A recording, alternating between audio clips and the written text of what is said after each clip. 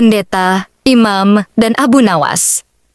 Duduk satu meja, debat soal Yesus.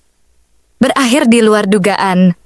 Di suatu pagi yang cerah di kota Baghdad, burung-burung berkicau manis di antara pepohonan taman istana, namun Raja Harun ar-Rasyid tak bisa menikmati keindahan itu. Dahinya berkerut, wajahnya murung, dan pelayan-pelayan berjalan dengan langkah hati-hati, takut-takut. Pasalnya, sejak subuh buta, istana telah bergemuruh oleh suara debat dua tamu agung.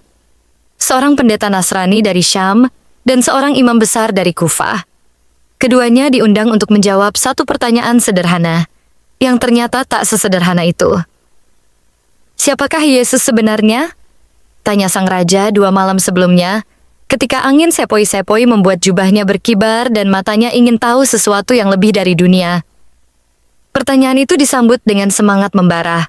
Pendeta menguraikan silsilah, nubuat, mukjizat, dan dogma tentang kelahiran ilahi. Imam membalas dengan hujah, ayat, dan logika bahwa Yesus adalah nabi mulia, bukan Tuhan. Suasana berubah dari hangat jadi panas, dari adab jadi debat, dari debat jadi debat yang lebih keras. Raja memijit pelipisnya. Seandainya ada satu orang saja di negeriku yang bisa membuat 2 orang ini diam walau sesaat, gumamnya. Salah satu penasihat kerajaan tersenyum, dan dengan suara pelan, seakan menyebut nama jin yang tak ingin dibangkitkan, ia berkata, "Hamba tahu siapa yang Paduka maksud." "Jangan bilang namanya," kata raja cepat-cepat. Aku belum siap tertawa, dan marah dalam waktu bersamaan. Namun tentu saja, dalam waktu kurang dari 2 jam, Abu Nawas sudah berdiri di hadapan singgasana. Ia datang bukan dengan kitab, bukan pula dengan jubah ulama, tapi dengan jubah tidur yang masih kusut dan sandal sebelah longgar. Ia menguap kecil, lalu memberi hormat dengan cara yang hampir menghina, tapi terlalu cerdas untuk dianggap demikian. "Ada angin apa memanggil hamba, wahai Amirul Mukminin?" katanya sambil duduk sebelum dipersilakan. "Masalah ini terlalu serius, wahai Abu Nawas. 2 tamuku yang terpelajar berselisih paham tentang sosok Yesus. Aku ingin engkau mendengarkan mereka dan memberi pandanganmu." Abu Nawas menggaruk kepala yang tak gatal, lalu menatap raja dengan mata yang seperti tahu segalanya, tapi malas bicara. "Paduka," katanya akhirnya, "hamba datang untuk tidur, bukan untuk tersesat di hutan kata-kata." Raja tertawa getir. "Kali ini tidak ada tidur, Abu Nawas. Jika kau bisa membuat kedua tokoh ini setuju atau diam, aku akan memberimu emas sebanyak berat tubuhmu." Abu Nawas berdiri. "Kalau begitu izinkan hamba makan terlebih dahulu, agar berat badan hamba bertambah." Seluruh ruangan tertawa, kecuali sang pendeta dan sang imam yang memandang sinis ke arah si cerdas dari Baghdad. "Besok pagi," kata raja, "kita mulai debat besar. Kau pendeta, kau imam, dan kau, Abu Nawas sih tak tahu malu." Abu Nawas tersenyum, membungkuk sopan. "Lalu siapa yang akan paling malu di akhir cerita ini? Biarlah takdir yang menjawab." Dan malam itu, Baghdad pun bergemuruh. Rakyat mendengar kabar akan digelarnya debat besar di aula istana, dan satu nama yang membuat semua penasaran adalah Abu Nawas. Pagi itu, istana Baghdad berubah layaknya majelis ulama dan dewan gereja dalam satu waktu. Aula besar dipenuhi para penasehat, fakih, sastrawan, dan bahkan para pedagang yang berhasil menyelundup masuk dengan alasan hendak mengantar kurma. Semua ingin melihat atau setidaknya mendengar bagaimana Abu Nawas akan menyulap pertanyaan pelik menjadi pertunjukan akal. Raja Harun ar-Rasyid duduk di singgasananya, mengenakan jubah kebesaran berwarna biru langit, dengan mahkota yang lebih berat dari kesabaran. Di kanan berdiri Imam Jalaluddin, bersorban putih dengan kitab tafsir di pangkuannya. Di kiri, pendeta Theophilos, mengenakan salib perak dan jubah hitam yang baunya seperti dupa. Dan di tengah, tentu saja Abu Nawas duduk menyilangkan kaki, memegang segelas susu, dan entah kenapa membawa seekor kucing. Raja memberi tanda. Debat dimulai. Pendeta berdiri lebih dulu. Suaranya berat, matanya berapi. "Yang mulia Raja, dan hadirin sekalian, Yesus Kristus adalah firman Tuhan yang turun ke dunia. Ia dilahirkan dari perawan, berjalan di atas air, menghidupkan orang mati, dan naik ke langit. Irapama adalah Tuhan yang menjelma, datang untuk menebus dosa umat manusia. Beberapa kepala mengangguk, yang lain mendesah. Imam Jalaluddin pun berdiri dengan anggun. Amirul Mukminin dan segenap hadirin, Isa al-Masih, demikian nama beliau dalam kitab kami, adalah seorang nabi yang mulia, terlahir tanpa ayah karena kehendak Allah. Ia diberi mukjizat, namun tidak lebih dari manusia yang diutus. Tuhan itu esa, tidak beranak dan tidak diperanakan.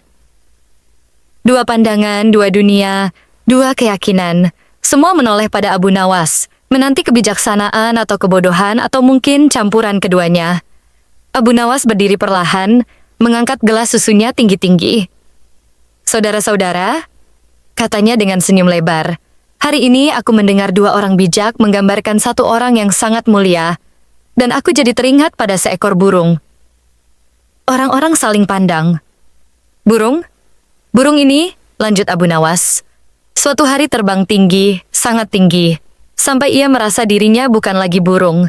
Ia merasa, aku ini pasti angin, sebab aku bisa terbang dan aku tak terlihat dari bawah. Maka ia pun berkata pada semua hewan, aku angin. Dan setiap kali ada yang membantah, ia berkata, buktinya aku bisa menembus awan." Imam mengangkat alis, pendeta mengerutkan dahi, raja memiringkan kepala.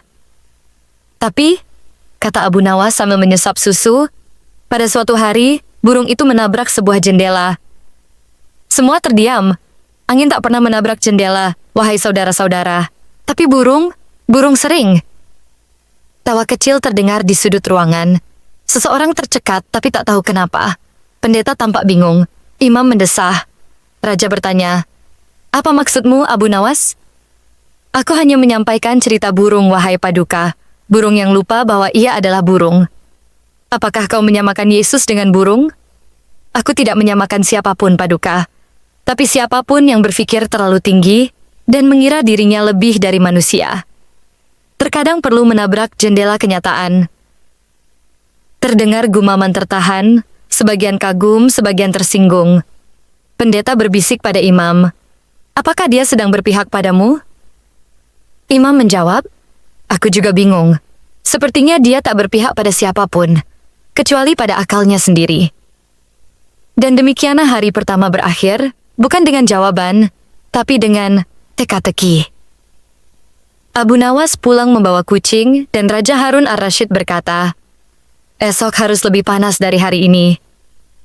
Dan rakyat Baghdad pun berbisik di pasar-pasar, "Apakah Abu Nawas sedang menyinggung Yesus atau menyinggung kita semua?" Keesokan paginya, aula istana kembali dipenuhi wajah-wajah penasaran. Hari ini lebih ramai dari kemarin, sebab kabar tentang perumpamaan burung yang menabrak jendela telah menyebar seperti api menyambar jerami kering. Di warung teh, para ibu-ibu membahasnya sambil mengaduk gula. Di masjid, para fakih mengernyitkan dahi, dan di gereja, pendeta-pendeta muda menggenggam salib lebih erat dari biasanya. Abu Nawas datang terlambat. Ia melangkah pelan, membawa sebuah tongkat kayu yang ujungnya bengkok, dan di tangan satunya, tidak main-main, sebutir kurma. Pendeta dan imam sudah duduk bersiap. Raja hanya menghela napas, lalu memberi isyarat. Debat hari kedua dibuka dengan pertanyaan raja sendiri. Jika Yesus hanya manusia, bagaimana mungkin ia bisa menyembuhkan yang buta, menghidupkan yang mati, berjalan di atas air, dan membelah roti untuk ribuan orang? Pendeta bangkit dengan semangat. Ia menjelaskan mukjizat demi mukjizat. Air menjadi anggur, penyakit yang lenyap hanya dengan sentuhan, bahkan kuasa untuk mengampuni dosa. Bukankah itu bukti bahwa ia bukan manusia biasa? Katanya. Imam pun menanggapi, tenang namun tajam. Mukjizat hanyalah izin dari Tuhan, bukan tanda ketuhanan. Bukankah Musa membelah laut? Ibrahim tak terbakar? Muhammad membelah bulan? Tak ada satupun dari mereka mengaku sebagai Tuhan.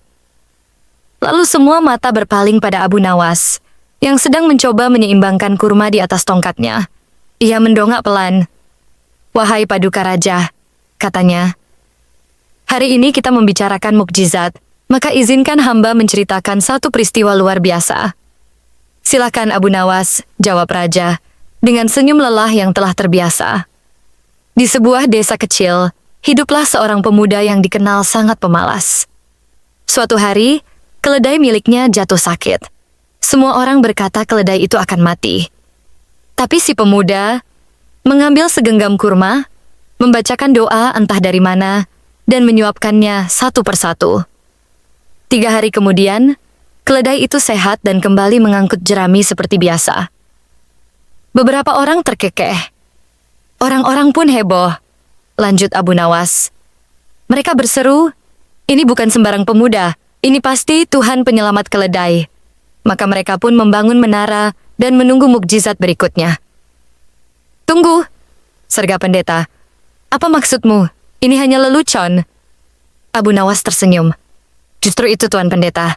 Kadang mukjizat bukan soal keajaiban, melainkan bagaimana manusia menafsirkannya.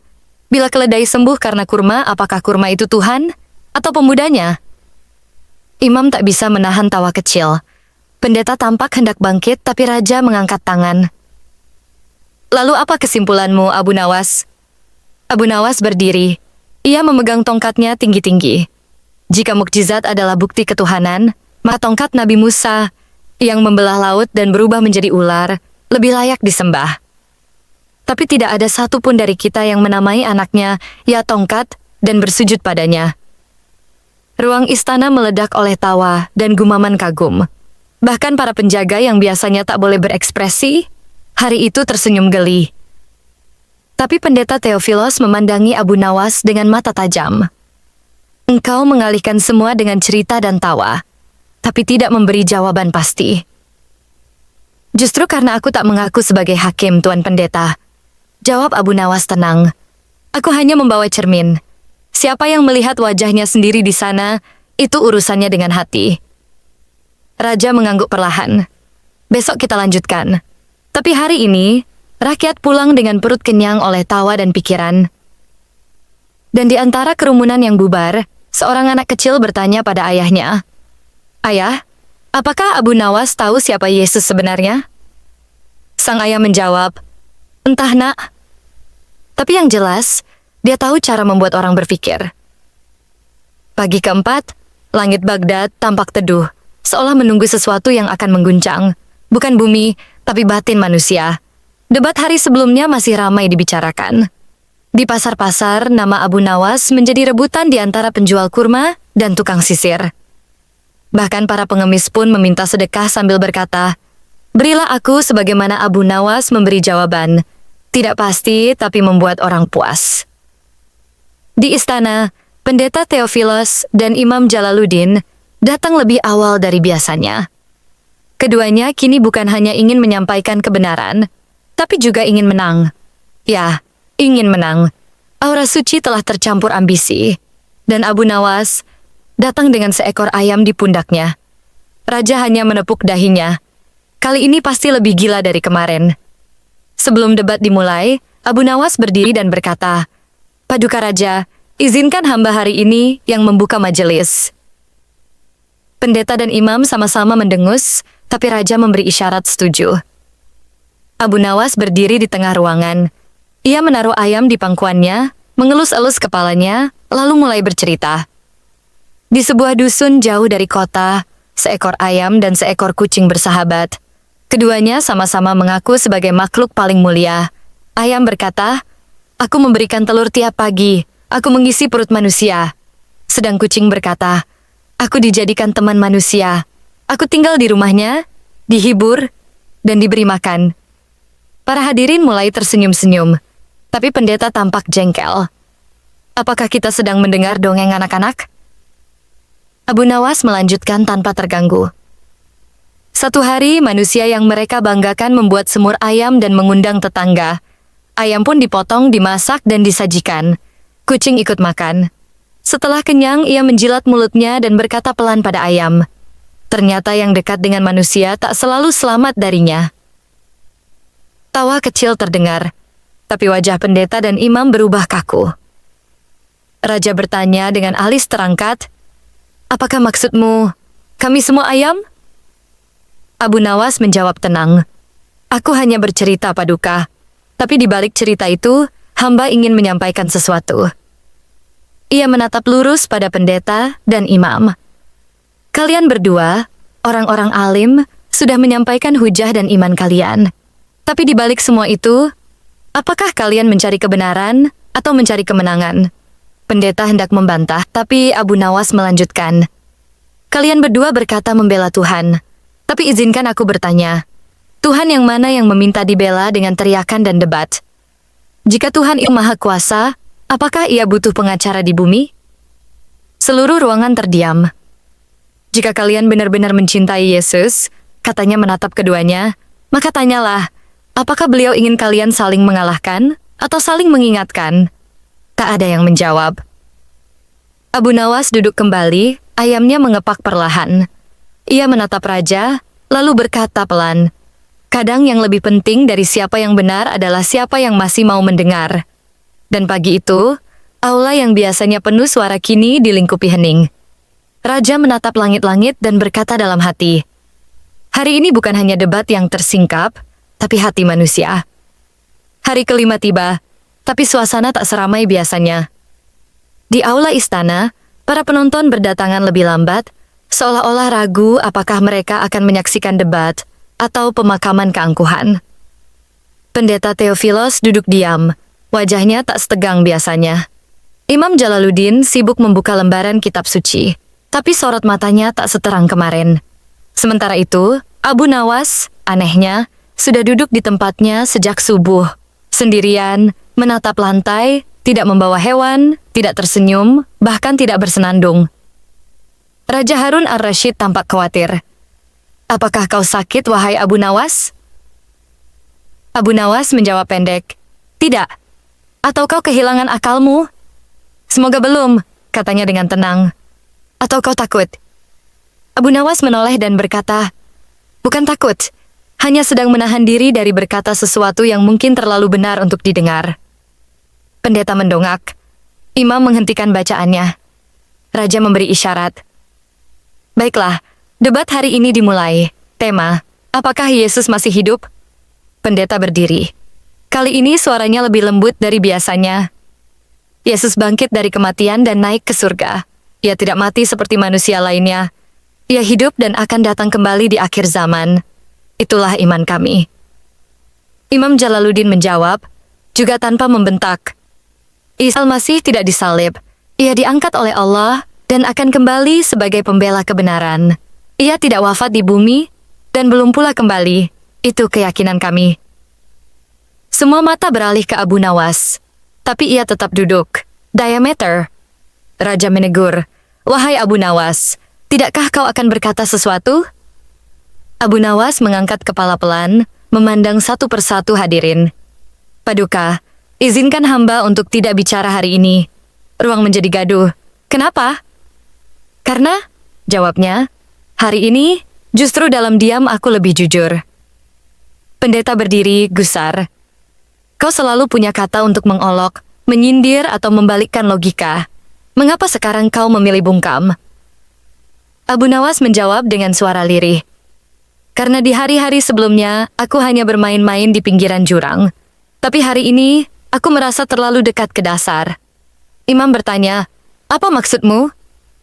Di setiap debat, kita tak hanya menyodorkan dalil, tapi juga menyentuh inti keimanan orang lain. Hari ini, soal apakah Yesus masih hidup, bukan lagi soal sejarah, tapi soal harapan. Dan harapan terlalu suci untuk dijadikan bahan ketawa. Raja terdiam. Pendeta tak menjawab. Imam menunduk. Abu Nawas menambahkan, aku bisa saja berkata, Yesus hidup dalam hati umatnya, atau ia hidup karena disebut dalam kitab. Tapi kata-kata itu terlalu murah untuk menjelaskan cinta yang tulus pada sosok yang dipercaya membawa cahaya. Jadi kau menyerah? Tanya Raja. Jika menolak menyakiti perasaan orang lain dianggap menyerah, maka biarlah aku menyerah hari ini. Hari itu tidak ada tawa, tapi ada sesuatu yang lebih dalam, keheningan yang mengandung hormat. Dan rakyat Baghdad, ketika mendengar bahwa Abu Nawas tak berkata apa-apa hari itu, justru berkata, barangkali diamnya hari ini lebih nyaring dari 1000 ucapannya. Hari ke-6 tiba dengan langit yang cerah namun hati yang penuh tanya. Debat besar yang awalnya digadang-gadang sebagai adu iman, kini telah berubah wujud. menjadi cermin batin yang memantulkan lebih banyak pertanyaan daripada jawaban. Aula istana penuh, tapi tak seramai hari-hari pertama. Mereka yang datang hari ini bukan untuk melihat siapa menang, tapi untuk menyaksikan akhir dari kisah yang tak biasa. Raja Harun ar-Rasyid duduk di singgasananya, kali ini tanpa senyum. Di kiri dan kanan, Pendeta Theophilos dan Imam Jalaluddin tampak tenang. Abu Nawas tidak di tempat duduknya. "Di mana Abu Nawas?" tanya raja. Tiba-tiba seorang penjaga datang terburu-buru. "Paduka, Abu Nawas sedang duduk di halaman, di bawah pohon kurma." Ia bilang, "Kalau debat ini tentang Tuhan, maka lebih baik dilakukan di bawah langit, bukan di bawah langit-langit." Raja tertawa kecil. "Ajak dia masuk." Tak lama kemudian, Abu Nawas masuk. Tanpa jubah resmi, tanpa tongkat, tanpa hewan, hanya pakaian sederhana, sandal yang berdebu, dan wajah yang tampak damai. Ia duduk lalu berkata, "Paduka, izinkan hamba menutup perdebatan hari ini, bukan dengan dalil, tapi dengan kisah terakhir." Raja mengangguk. Semua diam. Abu Nawas berkata, "Pada suatu zaman ada 3 orang buta yang menyentuh seekor gajah untuk pertama kalinya. Yang pertama memegang belalai dan berkata, 'Gajah itu seperti ular besar.' Yang kedua memegang kaki dan berseru, 'Tidak, gajah itu seperti tiang.' Yang ketiga memegang telinga dan menolak, 'Kalian keliru, gajah itu seperti kipas besar.'" Pendeta menyipitkan mata. Imam mengangguk pelan. "Ketiganya," lanjut Abu Nawas, "memegang bagian yang benar tapi bukan keseluruhan. Dan karena terlalu yakin pada yang dilihatnya, atau lebih tepatnya, yang dirabanya, mereka saling mencela, bahkan nyaris berkelahi." Ia berhenti sebentar. "Seandainya saja mereka duduk bersama dan berkata, 'Mungkin aku hanya melihat sebagian,' maka bisa jadi mereka akan lebih dekat pada kebenaran dan lebih jauh dari pertengkaran." Raja memejamkan mata. Pendeta menunduk. Imam tersenyum lirih. Abu Nawas berdiri lalu berkata, "Paduka Raja, hamba tak tahu apakah Yesus adalah Tuhan, Nabi, atau yang lainnya. Hamba tak hidup di zamannya. Tapi jika hamba melihat dari tingkah laku pengikutnya, maka biarlah itu jadi cermin yang menjelaskan siapa dia sebenarnya. Jika pengikutnya penuh kasih dan lembut, maka pastilah ia bukan sembarang manusia. Jika pengikutnya hanya pandai menghakimi, maka betapapun tinggi kisahnya, akhlaknya belum turun ke bumi." Ia menoleh ke pendeta dan imam. "Kalian berdua telah membawa ilmu. Aku hanya membawa cermin. Tapi sungguh siapapun yang mencintai Yesus dengan tulus, tidak akan memaksakan kebenarannya, tapi memancarkan akhlaknya." Aula sunyi. Lalu raja berdiri dan mengumumkan, "Dengan ini, debat kita selesai. Tidak ada yang kalah, tapi mudah-mudahan banyak yang menang." Semua hadirin berdiri dan memberi hormat. Di luar istana, rakyat menunggu hasilnya. Seorang bocah bertanya pada ibunya, "Bu, siapa yang menang?" Sang ibu menjawab sambil tersenyum, "Yang menang? Mungkin Abu Nawas, atau mungkin kita semua, karena akhirnya kita belajar mendengar." Dan kisah pun ditutup, bukan dengan sorakan tapi dengan sunyi yang berisi. Abu Nawas pulang sore itu tanpa membawa gelar, tanpa hadiah emas, hanya membawa ketenangan dan mungkin setetes hikmah di kantong bajunya.